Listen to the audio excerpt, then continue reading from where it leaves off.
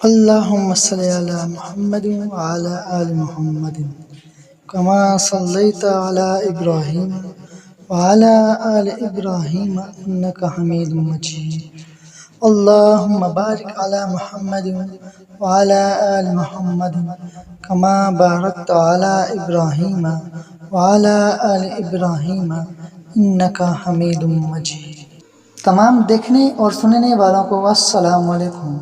Video کی طرف جانے سے پہلے آپ سے گزارش کرتے ہیں کہ اگر آپ نے ہمارے چینل کو سبسکرائب نہیں کیا برائے کرم اس کو سبسکرائب کر لیں اور ساتھ ہی گھنٹی والے بٹن کو دبائیں تاکہ ہماری ہر نیو ویڈیو کی نوٹیفیکیشن آپ کو بروقت اور آسانی سے مل سکے۔ جار کی جنگ۔ خانہ کعبہ میں تانبے کے 2 بت تھے، ان کے نام اصاف اور نائلہ تھے۔ طواف کرتے وقت مشرک برکت حاصل کرنے کے لیے ان کو چھوا کرتے تھے۔ حضرت زید بن عارثہ رضی اللہ عنہ فرماتے ہیں، ایک مرتبہ آپ صلی اللہ علیہ وآلہ وسلم بیت اللہ کا طواف کر رہے تھے، میں بھی آپ کے ساتھ تھا۔ جب میں طواف کے دوران ان بتوں کے پاس سے گزرا تو میں نے بھی ان کو چھوا۔ نبی پاک صلی اللہ علیہ وآلہ وسلم نے فوراً فرمایا، ان کو ہاتھ مت لگاؤ۔ اس کے بعد ہم طواف کرتے رہے۔ میں نے سوچا ایک بار پھر بتوں کو چھونے کی کوشش کروں گا تاکہ پتہ تو چلے ان کو چھونے سے کیا ہوتا ہے اور آپ نے کس لیے مجھے روکا ہے۔ چنانچہ میں نے ان کو پھر چھو لیا۔ تب آپ نے سخت لہجے میں فرمایا، کیا میں نے تمہیں ان کو چھونے سے منع نہیں کیا تھا؟ اور میں قسم کھا کر کہتا ہوں، نبی پاک صلی اللہ علیہ وآلہ وسلم کبھی بھی کسی بت کو نہیں چھوا، یہاں تک کہ اللہ تعالیٰ نے آپ کو نبوت عطا فرما دی اور آپ پر وحی نازل ہونے لگی۔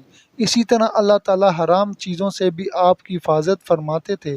مشرک بتوں کے نام پر جانور قربان کرتے تھے، پھر یہ گوشت تقسیم کر دیا جاتا تھا یا پکا کر کھلا دیا جاتا تھا، لیکن آپ نے کبھی بھی ایسا گوشت نہ کھایا۔ خود آپ نے ایک بار ارشاد فرمایا، میں نے کبھی کوئی ایسی چیز نہیں چکھی جو بتوں کے نام پر ذبح کی گئی ہو، یہاں تک کہ اللہ تعالیٰ نے مجھے نبوت عطا کر دی۔ اسی طرح آپ سے پوچھا گیا، کیا آپ نے بچپن میں کبھی بت پرستی کی؟ آپ نے ارشاد فرمایا، نہیں۔ آپ سے پھر پوچھا گیا، آپ نے کبھی شراب پی؟ جواب میں ارشاد فرمایا، نہیں، حالانکہ اس وقت مجھے معلوم نہیں تھا کہ کتاب اللہ کیا ہے اور ایمان کی تفصیل کیا ہے۔ آپ صلی اللہ علیہ وآلہ وسلم کے علاوہ بھی اس زمانے میں کچھ لوگ تھے جو جانوروں کے نام ذبح کیا گیا گوشت نہیں کھاتے تھے اور شراب کو ہاتھ نہیں لگاتے تھے۔ بچپن میں آپ نے بکریاں بھی چرائیں۔ آپ مکہ کے لوگوں کی بکریاں چرایا کرتے تھے۔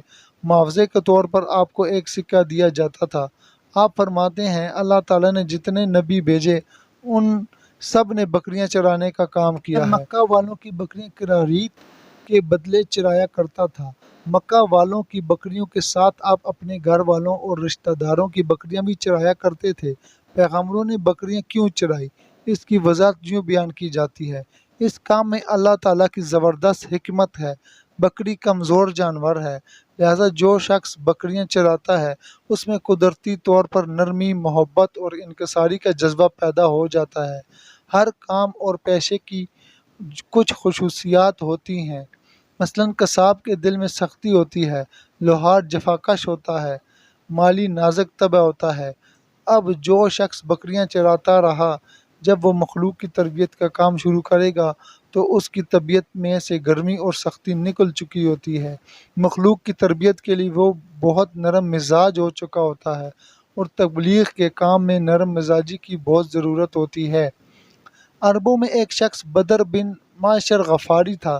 یہ عکاظ کے میلے میں بیٹھا کرتا تھا، لوگوں کے سامنے اپنی بہادری کے قصے سنایا کرتا تھا، اپنی بڑائیاں بیان کرتا تھا۔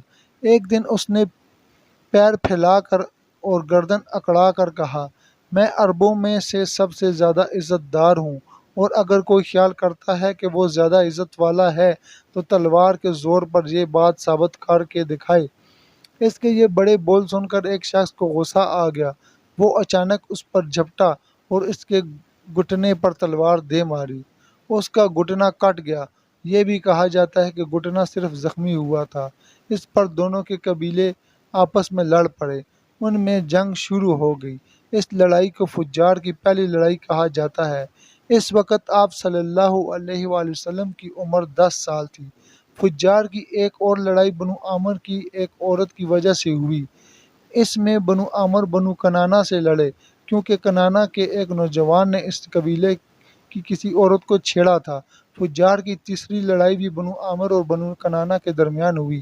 یہ لڑائی قرض کی ادائیگی کے سلسلے میں ہوئی۔ فجار کی ان تینوں لڑائیوں میں نبی کریم صلی اللہ علیہ وسلم نے کوئی حصہ نہیں لیا، البتہ فجار کی چوتھی لڑائی میں آپ نے شرکت فرمائی تھی۔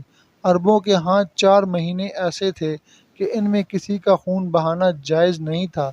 یہ مہینے ذوالقعدہ، ذوالحج، محرم اور رجب تھے۔ یہ لڑائیاں چونکہ حرمت کے ان مہینوں میں ہوئی، اس لیے ان کا نام فجار کی لڑائیاں رکھا گیا۔ فجار کا معنی ہے گناہ، یعنی یہ لڑائیاں ان کا گناہ تھا۔ چوتھی لڑائی جس میں نبی کریم صلی اللہ علیہ وآلہ وسلم نے بھی حصہ لیا، اس کا نام فجار براز ہے۔ یہ لڑائی اس طرح شروع ہوئی، قبیلہ بنو کنانہ کے براز نامی ایک شخص نے ایک آدمی عروہ کو قتل کر دیا۔ عروہ کا تعلق قبیلہ حوازن سے تھا۔ یہ واقعہ حرمت والے مہینے میں پیش آیا۔ براز اور عروہ کے خاندان کے لوگ بنو کنانہ اور حوازن اس وقت عکاظ کے میلے میں تھے۔ وہیں کسی نے بنو کنانہ کو یہ خبر پہنچا دی کہ براز نے عروہ کو قتل کر دیا۔ یہ خبر سن کر بنو کنانہ کے لوگ پریشان ہوئے کہ کہیں میلے ہی میں حوازن کے لوگ ان پر حملہ نہ کر دیں، اس طرح بات بہت بڑھ جائے گی۔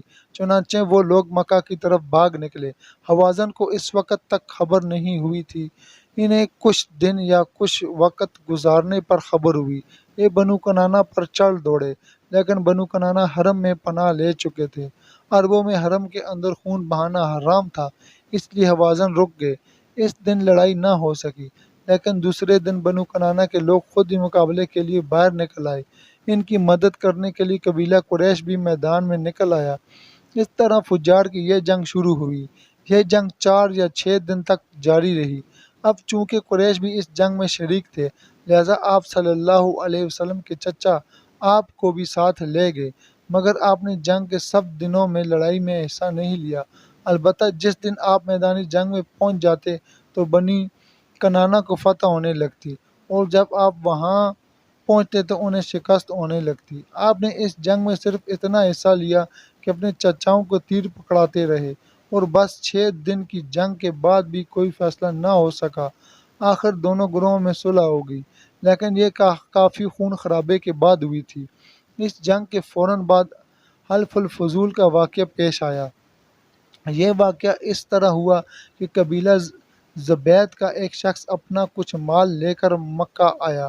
اس سے یہ مال عاص بن واہل نے خرید لیا۔ یہ عاص بن واہل مکہ کے بڑے لوگوں میں سے تھا۔